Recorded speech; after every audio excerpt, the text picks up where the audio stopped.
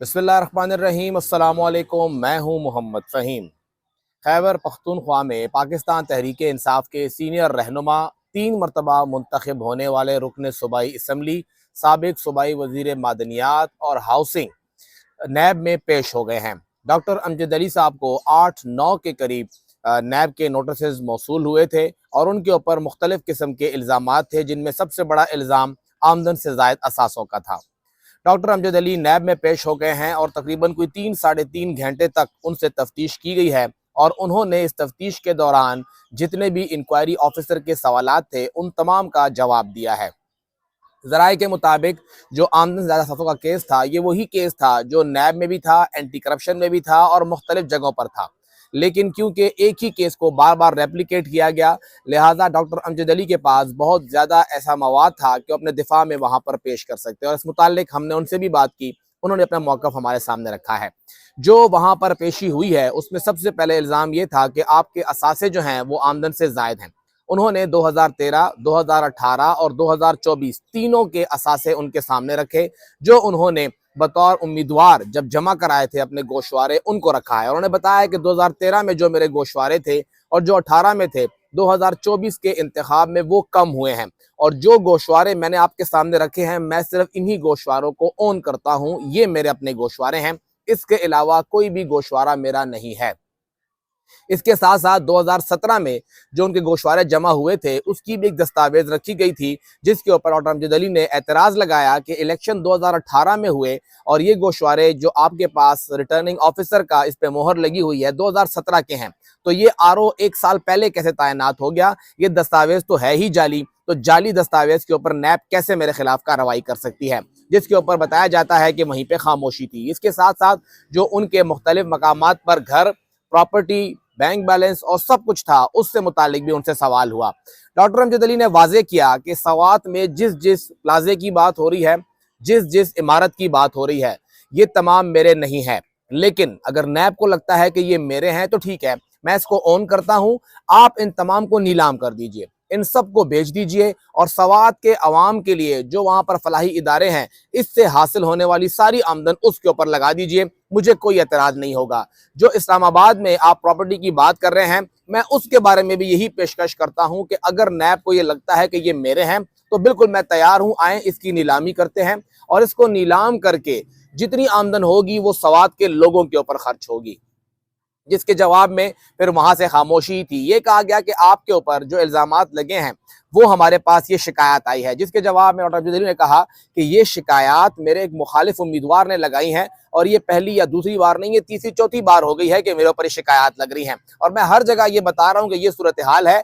एक तो शिकायत करने वाला सियासत कर रहा है, ऊपर से इदारे भी सियासत कर रहे हैं कि आप ये देख नहीं रहे हैं कि 2017 में कहाँ से रिटर्निंग ऑफिसर आ गया। एक बंदा आपको कह रहा है कि शिकायत आई है तो आप उन बंदे सबूत भी मांगे कि सबूत कहाँ पर है, कोई सबूत नहीं दिए जा रहे हैं। उन्होंने ये भी वजाहत की कि कोई भी घर उन्होंने यूएस में नहीं खरीदा है, बल्कि उनके बेटे जो हैं वो वहां पे काम कर रहे हैं और बहुत मशहूर एक स्टोर है 7-Eleven, वहां पर वो मजदूरी करके अपना खर्चा बर्दाश्त कर रहे हैं। डॉक्टर अंजित से हमारी बात हुई तो उन्होंने वाजे किया कि उनका खानदान जो ज्यादातर लोग हैं वो पाकिस्तान से बाहर हैं। और वो क्यों बाहर हैं? उन्होंने शिकवा किया कि मैंने अपने घर के लोगों को, अपने बेटे को बाहर इसलिए नहीं भेजा है कि पाकिस्तान के अंदर उनके पास मौके नहीं है। मेरे बच्चे खुद अपने इस अराजी के ऊपर, इस जमीन के ऊपर रहना चाहते हैं, लेकिन जो कुछ मेरे साथ 2024 के इंतखाब से कबल हुआ, मेरे बच्चे को अगवा किया गया और मुझे कहा गया अगर आप पार्टी नहीं छोड़ेंगे तो आपके बच्चे को हम कत्ल कर देंगे। और फिर यही कहा गया कि एक बच्चे को कत्ल कर दिया है जो मुझे तोड़ने की कोशिश थी। तो मैंने तब भी नहीं टूटा और ना मैं अब टूटूंगा। फिर उसके बाद पूरा खानदान इकट्ठा हुआ, बैठे, बातचीत हुई तो मेरे करीबी साथी ऑलरेडी यूएस में थे। तो फिर ये फैसला हुआ कि इन बच्चों की सिक्योरिटी को देखते हुए इन्हें हम यूएस शिफ्ट कर देते हैं।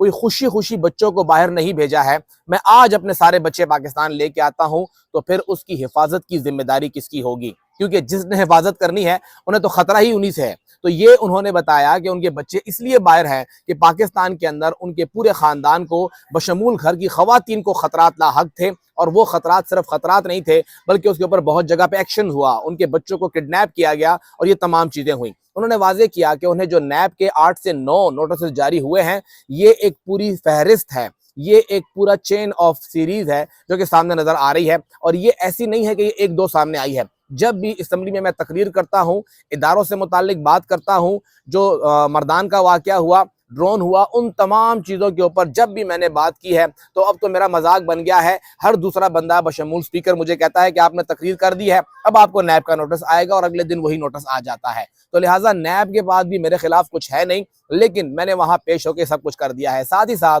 उन्होंने सूबाई असम्बली की जानिब से बतौर रुकन असम्बली उन्होंने अपने तमाम दस्तावेजात, जितने भी असासे हैं, जितने भी इल्ज़ामात के जवाबात थे नैब के, वो सब सूबाई असम्बली की सेक्रेटेरिएट से भेज दिए हैं नैब को कि ये लीजिए, अपने पास रखिए और अब बताइए कि मेरे इसके अलावा कुछ है या नहीं, और इसके अलावा कुछ भी है तो वो सब आपका हुआ, बेच दीजिए, मुझे नहीं चाहिए। उनके खिलाफ जो पेशावर हाई कोर्ट में केस था, बताया जाता है कि वो केस भी अब नाकाबिल समाअत हो गया है और वो केस भी ख़त्म हो गया है। तो ज़्यादातर जो इल्ज़ामात डॉक्टर अमजद अली पे लगे हुए हैं वो तकरीबन ख़त्म हो गए हैं जो अदालतों में हैं, लेकिन नैब की जानिब से ज़ाहिर बात है उन्होंने ये केस रखा हुआ है और वो इस्तेमाल करेंगे, इसको आगे बढ़ाएंगे। अब देखना ये है कि डॉक्टर अमजद अली इस केस के अंदर और कितनी बार पेश होते हैं। इसके साथ साथ जो नैब ने प्रोविंशियल हाउसिंग अथॉरिटी से उन्होंने कुछ दस्तावेजात मांगी है, बताया जाता है कि उन्होंने भी अपना जवाब जमा करा दिया है और अब उससे आगे पेशरफ्त होगी। ये एक अलग से केस चल रहा है। डॉक्टर अमजद अली के इर्द गिर्द बहुत से केसेस चल रहे हैं कि उनको वहां पे घेरा जा रहा है, वहां पे उनको जवाबदेह बनाया जा रहा है, लेकिन उस केसेस के अंदर अब मसला ये आ रहा है कि जो शिकायत है उनके पास वो तमाम चीजें नहीं है जिसकी बुनियाद पर एक मौसर कार्रवाई हो सके। जो शिकायत करंदा हैं उनकी दस्तावेजात के अंदर, जिस तरह अभी बात हुई 2017-18 18 का इलेक्शन है, 17 के आरओ के ऑफिसर के डॉक्यूमेंट्स हैं, तो ये कैसे मुमकिन है कि एक साल पहले आरओ लग गया। तो इस तरह की बहुत सी चीजें हैं। फिर जो उन्होंने एक ऑफर कर दी है, क्या आपको लगता है कि इस्लामाबाद में ये मेरी इमारतें हैं, ये मेरे प्लॉट्स हैं या सवात में हैं, तो बेच दीजिए, मैं उसके लिए तैयार हूं। अब नैब के पास क्या जवाब होगा, क्या नैब ये कार्रवाई आगे बढ़ाएगा? अगर डॉक्टर अमजद अली की नहीं है तो फिर नैब इसमें क्या करेगा? और जिसने नैब को ये शिकायत जमा कराई है, क्या नैब उनके खिलाफ कार्रवाई करेगा कि क्यों नैब का टाइम जाया कराया, क्यों नैब को यहाँ पे बदनाम कराया जा रहा है और नैब को क्यों सियासत के अंदर रगड़ा जा रहा है?